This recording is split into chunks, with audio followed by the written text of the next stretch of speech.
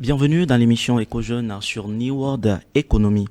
Ils sont des milliers de Togolais à espérer tout sauf has been not selected. La fameuse phrase qui a replongé plusieurs dans le désespoir que deviennent ceux qui jouent à la loterie Visa et qui espèrent quitter le pays pour une aventure aux États-Unis et un peu partout dans le monde. Nous en parlons aujourd'hui sur ce plateau avec Gideon Mounipaki. Il est donc juriste de formation. Gideon, un grand plaisir de te retrouver encore sur ce plateau pour débattre de ce thème qui intéresse la jeunesse. C'est toujours un plaisir de me retrouver avec vous. Bonsoir à chacun des participants. Bonsoir Coco. Et j'espère que nous aurons des débats très intéressants ce soir.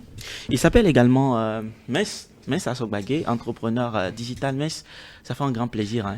Merci Maestro, bonsoir à toutes et à tous ceux qui sont fidèles à notre émission, tous ceux qui nous suivent sur les réseaux sociaux. Un coucou spécial à eux. C'est encore un plaisir d'être là. J'espère que tu n'as pas subi le sort de Has Been Not Selected. Oh, personne n'assume ça. Personne n'assume ça. Eli Yaïs, un grand plaisir de t'avoir. Je rappelle que tu es inspecteur de travail et j'espère que tu n'as pas voulu laisser tomber ton poste et puis se voir déjà aux États-Unis et après has not been selected, tu t'es retrouvé à nouveau au Togo. On essaie tous. Ah bon? On essaie tous. Hein. On essaie tous. Bonsoir Maestro, bonsoir à tout le monde et bonsoir à notre fan club. Voilà. Merci beaucoup Eli. Alors nous commençons l'émission de ce jour avec un communiqué de la Société que je me fais donc le plaisir de partager avec nos téléspectateurs. La compagnie énergétique électrique du Togo, COT, apporte à l'attention de son aimable clientèle que la persistance de la crise énergétique dans les pays de la sous-région n'épargne pas le Togo. Ainsi, en dépit de la mobilisation des moyens de production nationale, le déficit en approvisionnement s'est accentué depuis le début du mois de mai 2024 suite aux difficultés d'approvisionnement au gaz naturel au plan régional ayant entraîné des restrictions de nos fournisseurs externe.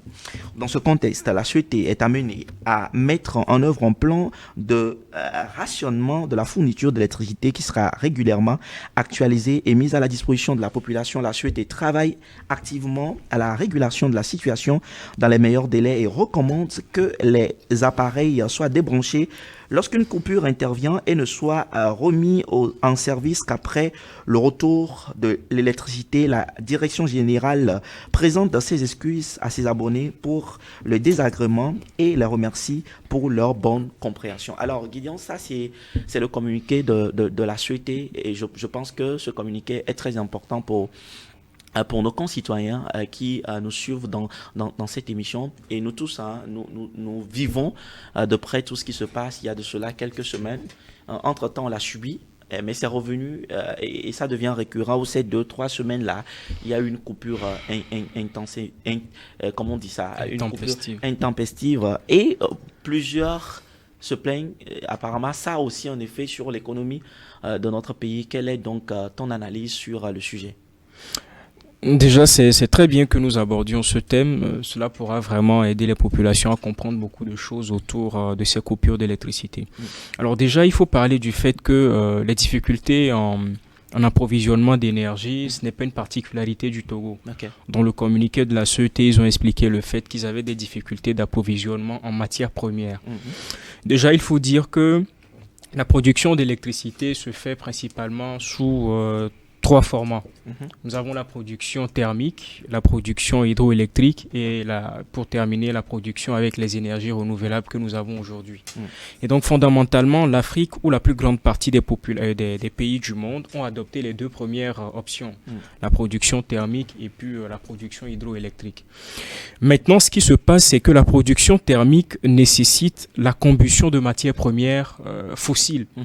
Parmi lesquels le pétrole, le gaz naturel et puis d'autres éléments. Donc au Togo, fondamentalement, nous avons opté pour le gaz naturel. Okay. Mais malheureusement, nous ne sommes pas nous-mêmes producteurs de ce gaz naturel. Donc il faut acquérir ce gaz naturel auprès des producteurs, parmi lesquels le Nigeria. Et la crise énergétique mondiale fait qu'aujourd'hui, il est difficile de pouvoir accéder à cette production ou à cette matière première. Et c'est ce qui fait que fondamentalement, nous avons des difficultés parce que la plus grande partie de l'énergie, elle est produite par les centrales électriques.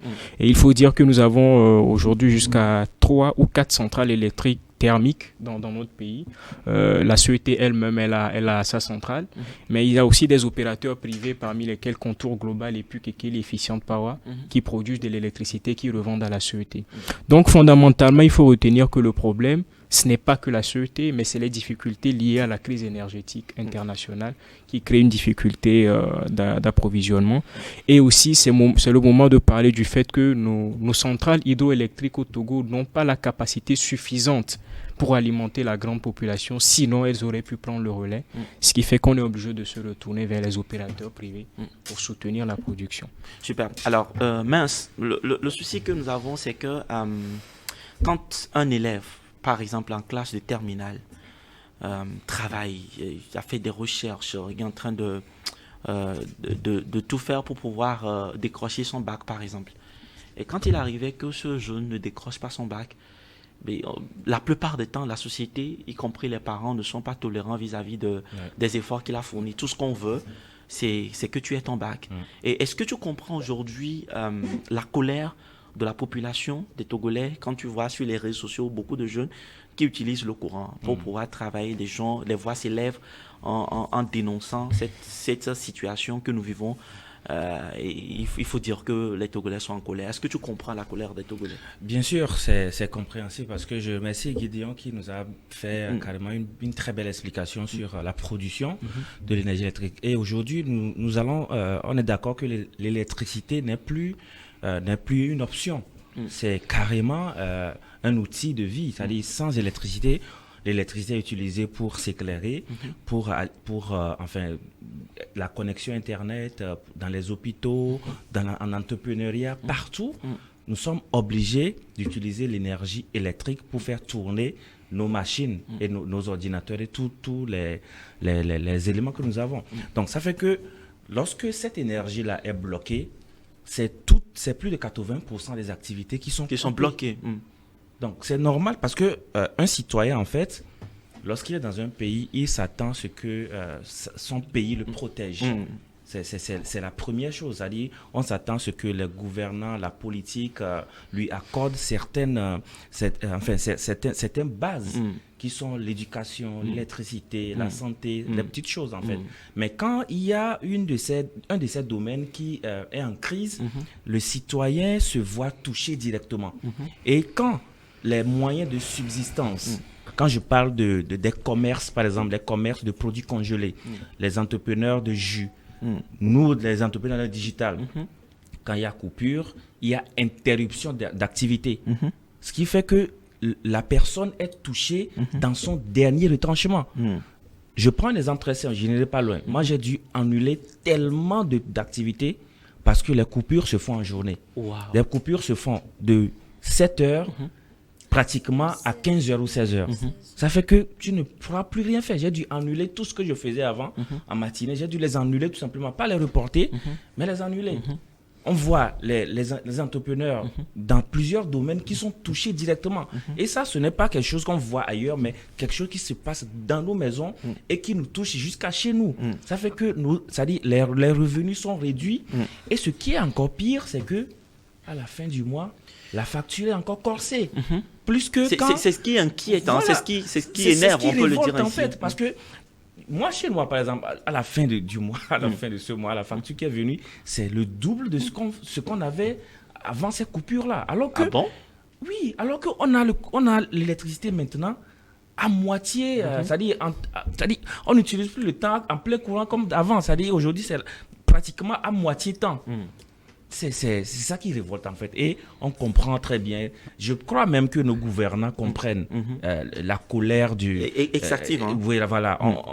La cause, ce communiqué qui est sorti, parce que plusieurs demandaient, voilà. il faut que ça parle. On doit savoir ce qui se passe en fait. Ce qui fait que c'est bien, on a vu même sur les réseaux, je ne sais pas si c'est officiel, on a vu un calendrier de rationnement et tout. Oui. Je ne sais pas si c'est officiel, mais quand même, vous voyez, c'est parce que les gens ont commencé à parler, les gens s'indignent, ça fait que les gouvernants ont commencé à communiquer, c'est bien, c'est vrai, c'est bien, mais quand même, on attend que ça soit carrément régularisé. On sait que c'est pas la faute à la société, c'est pas la faute au Togo, c'est général, mais quand même, il faut quand même que ça soit régularisé.